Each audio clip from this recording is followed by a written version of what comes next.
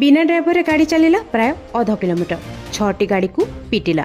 आज 10टा समय बलांगीर सोनपुर जातीय राजपथ स्थित बहरास निकट में एभली एक सीरीज दुर्घटना घटी। ड्राइवर विहीन एक 10 चकिया ट्रक आसी 6टी गाड़ी को चपाई देछि। सौभाग्यवशतः यह दुर्घटना कई मृताहत होना। मिलता सूचना अनुसार आज प्राय सकाळ 10टा समय एक 10 चकिया ट्रक जो गायत्री रोड लाइन लेखाई से ही गाड़ी बलांगीर पटू आसुला। बहरास छक आगे यह ट्रक जड़े व्यक्ति को धक्का देता। ट्रक रे थिबा ड्राइवर भय चलंता गाड़ी डेई देइथिला, जहा फल गाड़ी रे ड्राइवर न थाई गाड़ी आगो को बढ़ीला। बिना ड्राइवर 10 चकिया ट्रक टी प्राय 300 रु 400 मीटर पर्यंत गाड़ी थिला बोली बहरास छकरे थिबा प्रत्यक्षदर्शी माने कहिसंती।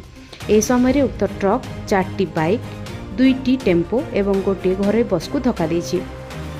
बहरास छकटारे एक साहसी ट्रक ड्राइवर उक्त ट्रक टी को देखि दौड़ी चलंता ट्रक उपरे चढ़ी गाड़ी को काबू करथिले, जहा फल एक बड़ दुर्घटना हेबारु रक्षा होइतिला। एने खबर पाइबा परे पुइतला पुलिस घटनास्थल में पहुंची गाड़ी को जबत करिछि। तेबे बहरास एक बड़ दुर्घटना हेबारु वर्ती जाइछि, जोंथिरे 200 रु ऊर्ध्व लोके रक्षा पाइछन्ति।